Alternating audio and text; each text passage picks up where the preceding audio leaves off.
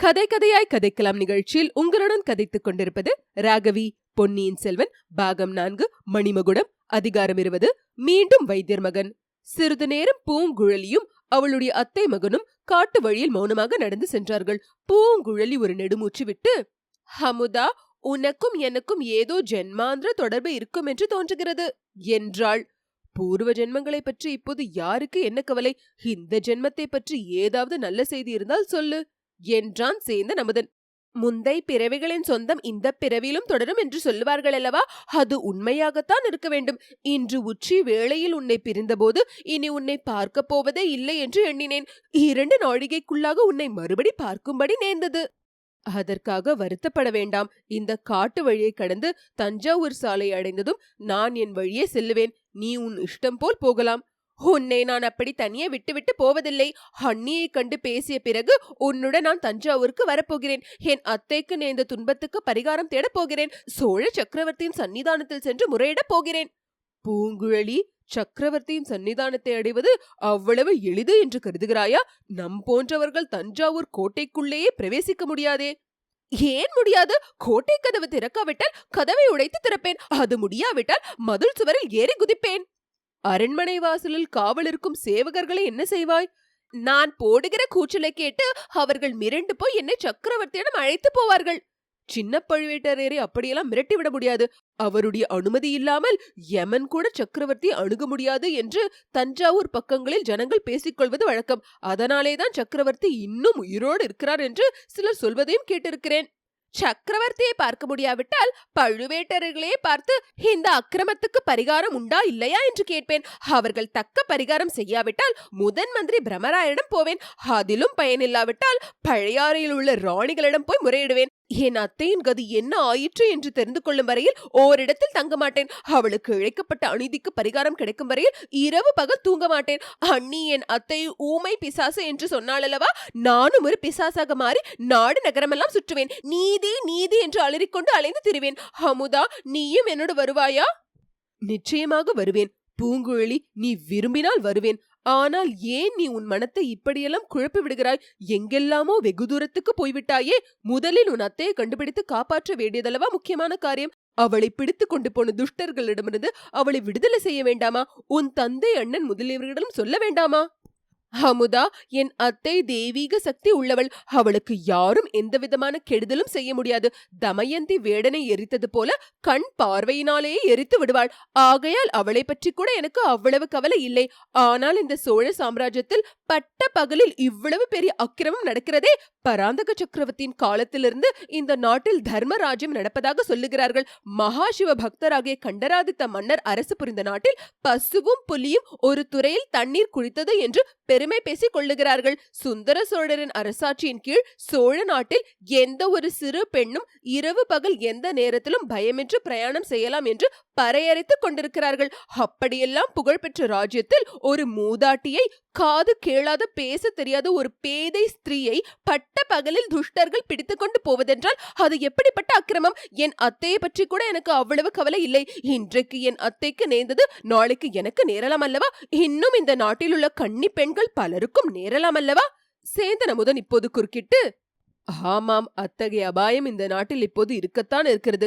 சுந்தர சோழர் நோயாளியாக படுத்ததிலிருந்து சோழ நாட்டில் தர்மம் தலைகீழாகி விட்டது. கட்டுக்காவலற்று போய்விட்டது. கன்னி பெண்களுக்கு அபாயம் எங்கே என்று காத்திருக்கிறது. ஆகையால் கன்னி பெண்கள் எல்லாம் கூடிய சீக்கிரம் கல்யாணம் செய்து கொண்டு விடுவதுதான் நல்லது என்றான். பூங்குழலி கலகலவென்று சிரித்தாள். அமுதா, ஒரு கன்னிப்பெண் உன்னை கல்யாணம் செய்து கொண்டால் அவளை உன்னால் காப்பாற்ற முடியுமா? உனக்கு கத்தி எடுத்து போர் செய்ய தெரியுமா என்று கேட்டாள். மலரெடுத்து மாலை தொடுக்கவும் பதிகம் பாடி பரமனை துதிக்கவும் தான் நான் கற்றிருக்கிறேன். கத்தி எடுத்து யுத்தம் செய்ய நான் கற்கவில்லை. அதனால் என்ன? துடுப்பு பிடித்து படகு தள்ள நீ எனக்கு கற்றுக் கொடுக்கவில்லையா? அதுபோல் வாளெடுத்து போர் செய்யவும் கற்றுக்கொண்டு விடுகிறேன். மதுராந்தக தேவர் சிங்காதனம் ஏறி ராஜ்யம் ஆள ஆசைப்படும் போது நான் கத்தி சண்டை கற்றுக்கொள்வதுதானா முடியாத காரியம் என்றான் சேந்தன் அமுதன். இதற்குள் பூங்குழலியின் அண்ணியை கட்டி போட்டிருந்த மரத்தடிக்கு அவர்கள் வந்து சேர்ந்தார்கள். அங்கே அந்த மாதரசியை காணவில்லை. அவளுடைய மண்டையில் பட்ட காயத்திலிருந்து தரையில் சிந்தியிருந்த இரத்த துளிகளை சேந்தன் அமுதன் பூங்குழலிக்கு சுட்டி காட்டினான். நன்றாக அடித்து விட்டிருக்கிறார்கள்.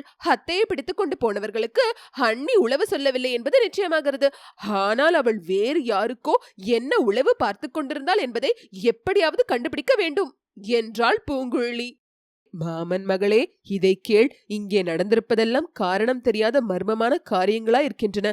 ரகசியத்துக்குள் ரகசியமாகவும் சுழலுக்குள் சுழலாகவும் இருக்கின்றன. எல்லாம் ராஜாங்கத்தோடும் ராஜவம்சத்தாரோடும் சம்பந்தப்பட்ட சிக்கல்களாக இருக்கின்றன. இவற்றை குறித்து நீயும் நானும் ஏன் கவலைப்பட வேண்டும்? நம்மை நாமே ஏன் சங்கடத்துக்கு உள்ளாக்கி கொள்ள வேண்டும்? அமுதா, எவ்வளவு பெரிய ராஜாங்க விஷயமா இருந்தால் என்ன, எத்தகைய மர்மமாக இருந்தால்தான் என்ன, என் அத்தை சம்பந்தப்பட்ட காரியத்தில் நான் கவலை எடுத்து படாமல் இருக்க முடியுமா? உன் பெரியம்மாவின் கதியை பற்றி நீ சிந்திக்காமல் இருக்க முடியுமா? என் மனதில் பட்டதை நான் சொல்கிறேன் பூங்குழலி. நான் பார்த்து 7-8 மனிதர்களுக்கு நடுவில் ஒரு பெண் பிள்ளையும் சென்றாள் என்று சொன்னேன் அல்லவா? அவள் என் பெரியம்மாவாக இருக்கக்கூடும் என்று சொன்னேன் அல்லவா? அவள் நடந்து போன விதத்தை பார்த்தால் கட்டாயப்படுத்தி அவளை அழைத்து போனதாக தோன்றவில்லை.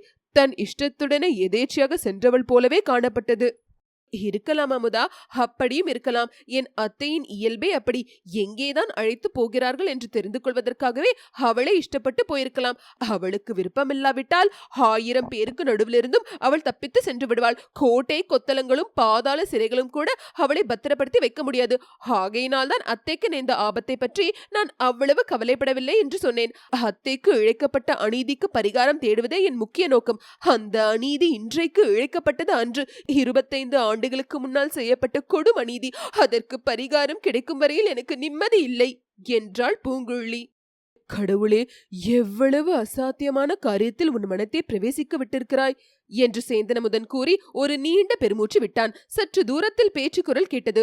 ஒரு குரல் பெண் குரலாக தோன்றியது. பேசியவர்களை தஞ்சாவூர் ராஜபாட்டை சந்திப்பில் அமுதனும் பூங்குழலியும் கண்டார்கள். அண்ணி ராக்கம்மாளுடன் பேசிக் கொண்டிருந்தவன் பழையாறை வைத்தியர் மகன் என்று அறிந்ததும் பூங்குழலியின் முகத்தில் அருவருப்பின் அறிகுறி காணப்பட்டது.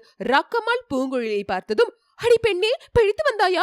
உன்னை கொன்று போட்டிருப்பார்களோ என்று பயந்து போனேன். இதோ பார், உன் அத்தையை காப்பாற்ற முயன்றதில் என் மண்டையில் எவ்வளவு பெரிய காயம். வைத்தியர் மகனிடம் காயத்துக்கு மருந்து ஏதேனும் இருக்கிறதா என்று கேட்டுக் கொண்டிருந்தேன் என்றாள். கரையர் மகளுக்கு ஏதேனும் காயம் பட்டிருந்தாலும் மருந்து போட்டு குணப்படுத்துகிறேன் என்றான் வைத்தியர் மகன். பூங்குழலி அவனுக்கு மறுமொழி சொல்லாமல், அண்ணி, அத்தையை பிடித்துக் கொண்டு எந்த பக்கம் போனார்கள் உனக்கு தெரியுமா என்று கேட்டாள்.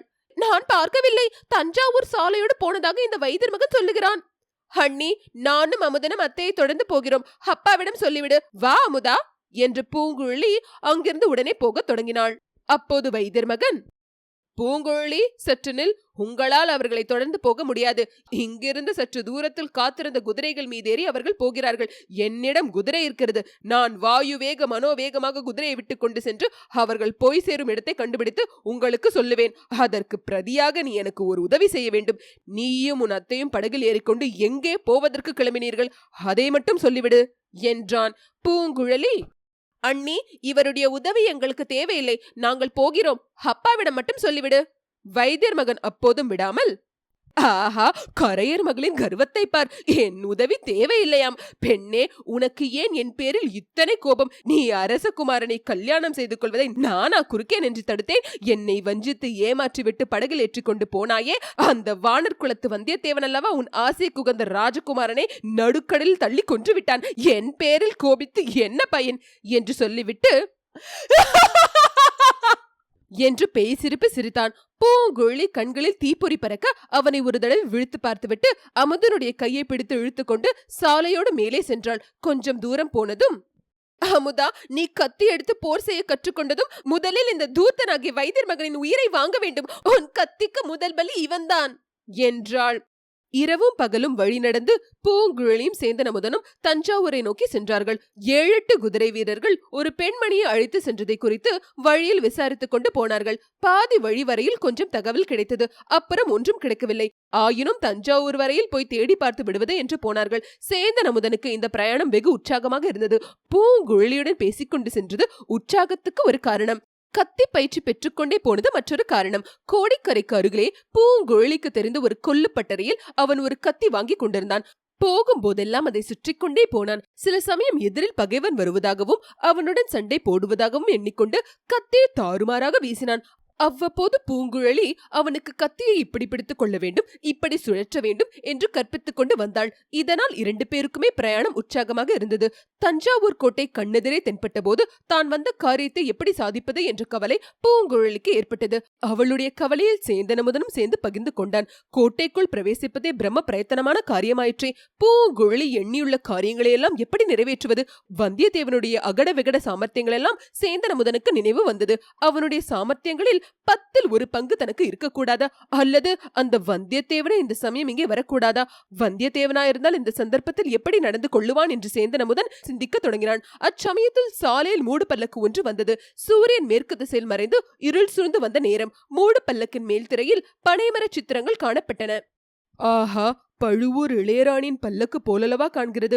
கோட்டைக்கு வெளியிலே பழுவூர் ராணியை சந்தித்து முத்திரை மோதிர லட்சணையை பெற முடியுமானால் எவ்வளவு சௌகரியமா இருக்கும் என்று சேந்தனமுதன் எண்ணினான். இதை பூங்குழலியிடம் வெளியிட்டான். அவளும் அது நல்ல யோசனைதான் என்று சொன்னாள். ஆனால் மூடு பல்லக்கில் உள்ளே இருக்கும் ராணியை எப்படி பார்ப்பது? சிவிகைக்கு பின்னும் காவலர்கள் போகிறார்களே, பல்லக்கின் அருகிலே போக முயன்றால் அவர்கள் தடுப்பார்கள் அல்லவா? அமுதா, கவலைப்படாதே. தஞ்சாவூர் கோட்டை இன்னும் அரைக்காதம் இருக்கிறது. அதற்குள் நமக்கு ஏதேனும் சந்தர்ப்பம் கிடைக்காமற் போகாது என்றாள் பூங்குழலி. எதிர்பாராத விதத்தில் அச்சந்தர்ப்பம் அவர்களுக்கு கிட்டியது. இத்துடன் அதிகாரம் 20 முற்றிற்று.